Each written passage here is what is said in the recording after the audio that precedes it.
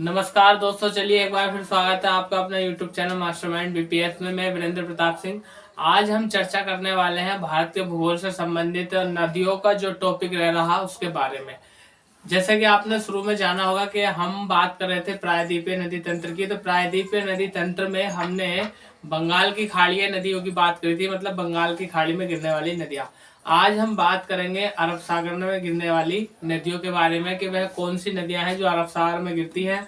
और जैसे कि आपको पता होगा कि अरब सागर में जितनी भी नदियां गिरती हैं वो सब एस्च्यूरी या ज्वार नदमुख का निर्माण करती है। ठीक है, तो अरब सागर में गिरने वाली नदियों में सबसे पहली नदी की यदि हम बात करें तो वह आ जाती है हमारी नर्मदा नदी। नर्मदा नदी, देखिए नर्मदा नदी की क्या क्या इंपॉर्टेंस यहाँ पर बनती है। सबसे पहले यदि हम बात करें तो प्रश्न ये बनता है कि पश्चिम की ओर बहने वाली यह सबसे बड़ी या लंबी नदी है। पश्चिम की ओर बहने वाली कैसी नदी है? लंबी। तो पश्चिम की ओर बहने वाली लंबी नदी है। फिर इसके बाद प्रश्न बनता है कि जो नर्मदा नदी है इसका उद्गम स्थल क्या है, मतलब ये निकलती कहाँ से है। तो उद्गम स्थल की यदि हम बात करें, उद्गम स्थल, तो ये अमरकंटक की पहाड़ियों से निकलती है। और अमरकंटक की पहाड़ी की यदि हम बात करें, अमरकंटक की पहाड़ी, और ये अमरकंटक की पहाड़ी पड़ती है कहाँ पर? मध्य प्रदेश में। अमरकंटक की पहाड़ी मध्य प्रदेश से ये नदी निकलती है जिसको बोलते हैं नर्मदा नदी। इसके बाद यदि हम बात करें तो एक प्रश्न ये बनता है कि इस नदी के उत्तर में विंध्याचल और दक्षिण में सतपुड़ा पर्वत है। इन दोनों पर्वत श्रृंखलाओं के मध्य में यह नदी बहती है, इसलिए इस नदी को भ्रंश घाटीय नदी भी कहा जाता है। दो भ्रंश घाटीय नदी भारत में मिलती है, एक नर्मदा और एक होती है ताप्ती नदी। ठीक है, तो हम लिख रहे हैं इसके उत्तर में विंध्याचल पर्वत, और यदि हम बात करें इसके दक्षिण में, तो दक्षिण में कौन सा है? सतपुड़ा पर्वत। इन दोनों पर्वतों के मध्य में यह नदी बहती है और एक घाटी का निर्माण करती है, भ्रंश घाटी का। ठीक है, तो यहाँ पर लिखेंगे हम दोनों के मध्य बहती है, या फिर ये कह दीजिए यह भ्रंश घाटी में बहती है। यह भ्रंश घाटी में बहती है, भ्रंश घाटी में बहती है, और इस नदी का नाम है नर्मदा नदी। ठीक है, या इसी भ्रंश घाटी को हम बोल देते हैं क्या? Rift valley. उसके बाद प्रश्न बनता है कि यह नदी भारत के कितने राज्यों में बहती है। तो मुख्य रूप से यदि हम बात करें तो भारत के 3 राज्यों में इसका विस्तार मिलता है, जैसे आपका महाराष्ट्र हो गया, गुजरात हो गया और मध्य प्रदेश हो गया। तो विस्तार की यदि हम बात करें तो एक तो महाराष्ट्र MH, एक MP मध्य प्रदेश, और एक हो गया गुजरात। ठीक है, तो भारत के 3 राज्यों में इसका प्रवाह क्षेत्र जाना जाता है। प्रमुख रूप से भारत के इन्हीं 3 राज्यों मध्य प्रदेश, महाराष्ट्र और गुजरात राज्य में बहती है।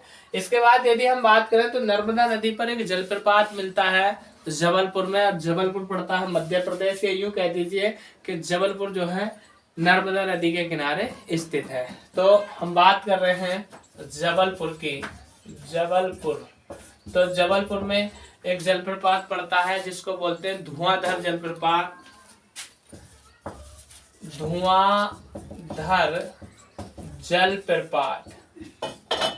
वहीं पर जाना जाता है कंपिल धारा जलप्रपात, और यहीं पर एक और नाम मिलता है हमें देखने के लिए इसका, सहस्त्र धारा जलप्रपात। तो मुख्य रूप से आपसे सीधा प्रश्न पूछ लेगा कि बताइए धुआंधार जलप्रपात या सहस्त्र जलप्रपात या कंपिल धारा जलप्रपात किस नदी पर स्थित है? तो नर्मदा नदी पर स्थित है सहस्त्रीय जलधारा जलप्रपात। इसके बाद और आगे क्या महत्वपूर्ण प्रश्न यहाँ से बन सकते हैं? तो देखिए जबलपुर में जब ये संगमरमर की चट्टानों को काट कर नीचे गिरती है एक झरने के रूप में, तब यह जलप्रपात का निर्माण करती है। आगे प्रश्न है इसकी सहायक नदियों की यदि हम बात करें, सहायक नदी, सहायक नदियों की यदि हम बात करें तो यहाँ से एक प्रश्न बन जाता है नदी को लेकर के। तवा नदी, देखिए तवा नदी किसकी सहायक नदी है? नर्मदा की सहायक नदी है तवा। और यदि हम बात करें तो यहाँ से प्रश्न ये बन जाता है कि तवा नदी सबसे बड़ी सहायक नदी है। ठीक है, बड़ी, यानी नर्मदा नदी की सबसे बड़ी सहायक नदी का नाम की यदि हम बात करें तो तवा नदी नर्मदा की सबसे बड़ी सहायक नदी है। और दूसरे नंबर पर जो नदी आती है उसका नाम है हिरण नदी, शेर नदी।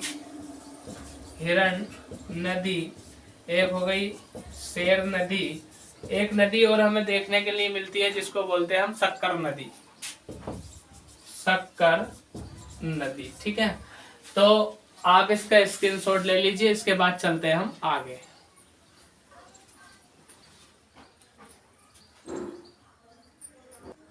आगे हम बात करते हैं नर्मदा नदी के गिरने की। तो देखिए सबसे पहला प्रश्न तो यही बनता है कि नर्मदा नदी अरब सागर में गिरती है या बंगाल की खाड़ी में? तो नर्मदा नदी जो है वो अरब सागर में गिरती है और एस्ट्यूरी या जिसको बोलते हैं ज्वार नदमों को उसका निर्माण करती है। फिर एक प्रश्न ये बन जाता है कि विशेष रूप से एक स्थान पूछ लिया जाता है कि नर्मदा नदी खंबात की खाड़ी में गिरती है, गुजरात में एक स्थान पड़ता है, गुजरात के बाद यानी भरूच या भड़ोच नामक स्थान के पास जा करके खंबात की खाड़ी में गिर जाती है। ठीक है, लिखेंगे नर्मदा नदी, ठीक है, भड़ोच या भड़ूच, ठीक है, और ये कहां पर पड़ता है? गुजरात के पास जाकर खंबात की खाड़ी, खंबात की खाड़ी में गिर जाती है, गिर जाती है। तो एक तो प्रश्न ये बनेगा कि नर्मदा नदी कहाँ पर गिरती है? खंबात की खाड़ी में। ठीक है, और फिर यदि हम बात करें यहाँ से तो नर्मदा नदी पर बांध को लेकर के प्रश्न बन जाता है। नर्मदा नदी पर प्रमुख रूप से 4 या 5 बांधों के लिए जाना जाता है, लेकिन जिसमें एक सबसे महत्वपूर्ण बांध आया था सरदार सरोवर बांध। और इसी सरदार सरोवर बांध के पास कुछ दूरी पर यानी विश्व की सबसे ऊंची प्रतिमा बनी हुई है जिसको बोलते हैं statue of unity, Sardar Vallabh भाई पटेल की प्रतिमा बनी हुई है। तो देखिए यदि हम बात करें तो जैसे प्रश्न क्या, यहाँ पर ये एक पहाड़ी है जिसको बोलते हैं क्या? अमरकंटक की पहाड़ी। ठीक है, ये एक पर्वत हो गया अमरकंटक, अमरकंटक, अमरकंटक पहाड़ी हो गई है। और इस पहाड़ी से ही जो है नदी निकलती है जिसको बोलते हैं हम नर्मदा नदी। ठीक है, जिसको क्या बोल देते हैं हम? नर्मदा नदी। ये नर्मदा नदी निकलती है और सबसे पहले यहाँ पर यदि हम बात करें तो एक बांध मिलता है जिसको बोलते हैं हम बरगी बांध। यहाँ पर एक बांध मिलता है और इस बांध का नाम मिलता है हमें बरगी बांध, बरगी बांध। ठीक है, बरगी बांध। इसके बाद कुछ दूरी पर और चलने के बाद एक और बांध मिलता है यहाँ पर हमें जिसको बोल देते हैं, इस बांध को बोल देते हैं हम सीधा इंदिरा सागर बांध। यह है इंदिरा सागर बांध। उसके बाद फिर यहाँ पर एक बांध और मिलता है और इस बांध का नाम है, जो कि नर्मदा नदी पर ही मिलता है, इस बांध का नाम है ओक बांध। ठीक है, या ओमकारेश्वर बांध। ठीक, यहाँ पर लिख देते हैं ओमकारेश्वर, ओमकारेश्वर बांध। फिर जब हम और आगे को चलेंगे तो इस पर एक और बांध का निर्माण हमें देखने के लिए मिलता है और इस बांध को बोलते हैं मंडलेश्वर बांध, मंडलेश्वर बांध। फिर यहाँ पर एक और बांध हमें देखने के लिए मिलेगा जो कि नर्मदा नदी पर सबसे बड़ा बांध है और इस बांध को बोलते हैं सरदार सरोवर बांध, सरदार सरोवर बांध। तो देखिए, एक तो महत्वपूर्ण प्रश्न ये बन जाता है कि नर्मदा नदी पर प्रमुख रूप से कौन कौन से बांध बने हुए हैं। तो यहाँ पर हमने नाम लिखे हैं कि एक तो मिलेगा बरगी बांध, एक मिलेगा इंदिरा सागर बांध, एक मिलेगा ओमकार बांध, और एक मिलेगा मंडलेश्वर बांध, और एक मिलेगा सरदार सरोवर बांध। यदि हम बात करें तो एक प्रश्न ये बन जाता है कि नर्मदा नदी पर सबसे बड़ा बांध या सबसे बड़ी बांध परियोजना कौन सी है। तो सरदार सरोवर बांध इन बांधों में सबसे बड़ा बांध है जो नर्मदा नदी पर स्थित है। तो अब मैं यहाँ पर लिख रहा हूं, सबसे बड़ा बांध, उस बांध का नाम है सरदार सरोवर बांध, सरोवर बांध। और यदि हम बात करें सरदार सरोवर बांध की, तो इसी सरदार सरोवर बांध के निकट में विश्व की सबसे ऊंची प्रतिमा, जिसको बोलते हैं स्टैचू ऑफ यूनिटी, यानी सरदार वल्लभ भाई पटेल की मूर्ति यहाँ पर स्थापित की गई है। और आगे यहाँ से एक महत्वपूर्ण प्रश्न ये बन जाता है कि सरदार सरोवर बांध के लिए एक आंदोलन चलाया गया था जिसका नाम था नर्मदा बचाओ आंदोलन। नर्मदा बचाओ आंदोलन के लिए एक प्रश्न ये बन जाता है, आपको बताना है कि नर्मदा बचाओ आंदोलन जो है किसने चलाया था या किसकी अगुवाई में ये शुरू किया गया था। तो लिख देते हैं यहाँ पर, इस बांध के लिए, इस बांध के लिए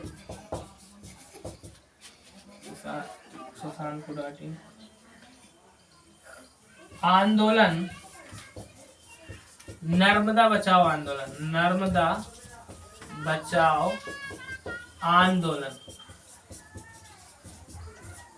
तो नर्मदा बचाओ आंदोलन जो चलाया गया था वो चलाया गया था नर्मदा नदी के लिए। और ये जो आंदोलन चलाया था ये मेधा पाटेकर ने चलाया था, या मेधा पाटेकर की अगुवाई में, या इसके जो नेतृत्व करता थे वो थे मेधा पाटेकर। यानी अगुवाई की यदि हम बात करें, अगुवाई तो किसकी अगुवाई में, मेधा पाटेकर। ठीक है, मेधा पाटेकर की अगुवाई में चलाया गया था। फिर नर्मदा नदी से ही जो है विशेष रूप से 3 प्रमुख नहरें निकाली गई जिनको कहा जाता है नर्मदा नहर परियोजना, जो कि सिंचाई के लिए और परियोजनाओं के लिए बहुउद्देश्य रूप से जानी जाती है। इस नदी से 3 प्रमुख नहरें निकाली गई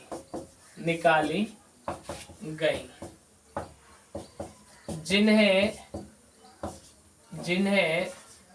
नर्मदा नहर परियोजना कहा जाता है या इस नाम से जाना जाता है। ठीक है, तो दोस्तों ये तो हमारी बात थी नर्मदा नदी को लेकर के। अब आगे हम बात करेंगे अगली नदी के बारे में, और अगली नदी है हमारी ताप्ती नदी। तो आप एक बार इसका स्क्रीनशॉट ले लीजिए, इसके बाद चलते हैं हम आगे। अब हम बात करेंगे ताप्ती नदी के बारे में। तो देखिए, एक तो प्रश्न ये बन जाता है कि भ्रंश घाटी में बहने वाली प्रमुख नदियों के रूप में जानी जाती है एक आपकी नर्मदा, जो हमने अभी पढ़ी, और दूसरी नदी जानी जाती है ताप्ती नदी। तो ये 2 नदियां भ्रंश घाटी में बहती हैं। अब ताप्ती नदी से संबंधित प्रश्न एक तो ये बनेगा इसके उद्गम स्थल को लेकर के, यानी उद्गम का मतलब है ये निकलती कहाँ से है, उद्गम, ये निकलती कहाँ से है। तो निकलने का स्थान इसका एक स्थान आता है जिसको बोलते हैं बैतुल या मुल्ताई। सतपुड़ा पर्वत महाराष्ट्र से यह है, मध्य प्रदेश से यह निकलती है, यानी बैतुल नामक पहाड़ी, बैतुल या मुल्ताई, बैतुल या मुल्ताई। और ये किसकी, ये सतपुड़ा पर्वत का हिस्सा है, सतपुड़ा पर्वत का हिस्सा है, और ये कहाँ पर पड़ता है, मध्य प्रदेश में। तो जो ताप्ती नदी है बैतुल या इसका दूसरा नाम मुल्ताई नामक पहाड़ी सतपुड़ा पर्वत के समीप से यह निकलती है मध्य प्रदेश में। तो इसके बाद ताप्ती नदी को लेकर के प्रश्न यह बनता है कि यह पश्चिम की ओर बहने वाली दूसरी बड़ी नदी है। पहली बड़ी नदी पश्चिम की ओर बहने वाली कौन सी है, नर्मदा। दूसरी कौन सी है, ताप्ती। ठीक, तो यदि हम बात करें प्रवाह की इसकी, तो इसका जो प्रवाह क्षेत्र है वो अभी पश्चिम की ओर है। फिर यह नदी भी भ्रंश घाटी में बहती है। तो सीधा सीधा प्रश्न पूछ लेगा कि भ्रंश घाटी में बहने वाली नदियों के नाम बताओ, तो एक नर्मदा आगे और एक आगे ताप्ती। फिर यदि हम बात करें इसके विस्तार की या प्रवाह क्षेत्र की, क्षेत्र कह दें या इसका विस्तार कह दें, तो ये भी जो है मुख्य रूप से 3, यानी मध्य प्रदेश, और एक मिलता महाराष्ट्र, और एक मिलता क्या गुजरात। यानी भारत के 3 राज्यों में इस नदी का प्रवाह क्षेत्र है, जिसमें मध्य प्रदेश में बहती है, महाराष्ट्र में बहती है, गुजरात में बहती है। फिर एक प्रश्न बनता है क्या कि उकाई बांध तथा काकरापार बांध किस नदी पर बने हैं। ठीक है, तो काकरापार बांध और उकाई बांध दोनों ही ताप्ती नदी पर बने हैं। इस नदी पर उकाई बांध तथा काकरापार बांध बने हैं। तो दोनों बांधों के नाम आपने याद रखने हैं। आपसे सीधा सीधा प्रश्न पूछ लेगा कि उकाई बांध किस नदी पर है, काकरा बांध पार बांध किस नदी पर है। ठीक है, फिर यदि हम बात करें इसे, तो यहाँ से एक प्रश्न और बन जाता है, आपसे एग्जामिनर पूछेगा एग्जाम में कि नर्मदा की जुड़वा नदी किसे कहा जाता है। तो नर्मदा की जुड़वा नदी जो कहा जाता है वह ताप्ती नदी को कहा जाता है। कारण ये है कि जो विशेषताएं नर्मदा नदी की है, जैसे नर्मदा नदी भ्रंश घाटी में बहती है, तो ये ताप्ती नदी भी भ्रंश घाटी में ही बहती है। ठीक है, तो नर्मदा की जुड़वा कहलाती है, नर्मदा की जुड़वा नदी कहलाती है। नर्मदा की जुड़वा नदी कहलाती है। कौन सी नदी कहलाती है? ताप्ती नदी। फिर प्रश्न बनता है कि यह भी जो है किसमें बहती है? भ्रंश घाटी में, यानी भ्रंश घाटी में बहती है। तो भ्रंश घाटी में ही नर्मदा बहती है और भ्रंश घाटी में ही आपकी ताप्ती नदी बहती है। फिर प्रश्न है कि ये गिरती कहाँ है? तो नर्मदा नदी भी खंबात की खाड़ी में गिर रही थी और ये नदी भी खंबात की खाड़ी में ही गिरेगी, यानी गिरना और कहाँ पर गिरना? खंबात की खाड़ी में गिरती है। फिर एक और महत्वपूर्ण प्रश्न बन जाता है क्या कि गुजरात का एक प्रमुख शहर है जिसको बोलते हैं सूरत। सूरत किस नदी के किनारे बसा है? सूरत जो है वो ताप्ती नदी के किनारे बसा है। तो किनारे स्थित शहर जो है वह कौन सा है? सूरत। और सूरत किसका शहर है? गुजरात का। ठीक है, आगे यदि हम बात करें तो सूरत और जाना जाता किसके लिए? उद्योग नगरी के बारे में, सूती वस्त्र उद्योग। यानी गुजरात में जो सूती वस्त्र उद्योग है, सूती वस्त्र उद्योग के लिए जाना जाता है। कौन? सूरत उद्योग। अब हम बात करते हैं यहाँ से और अगली नदियों के बारे में। अगली नदियों को लेकर के क्या क्या इंपॉर्टेंस बनती है, इसके विषय में हम चर्चा करेंगे अगली वीडियो में। तब तक के लिए वीडियो आपको पसंद आया हो तो लाइक करें, अपने दोस्तों में शेयर करें और चैनल को सब्सक्राइब करें यदि हमारे चैनल पर आप नए हैं तो ठीक है। थैंक यू, धन्यवाद।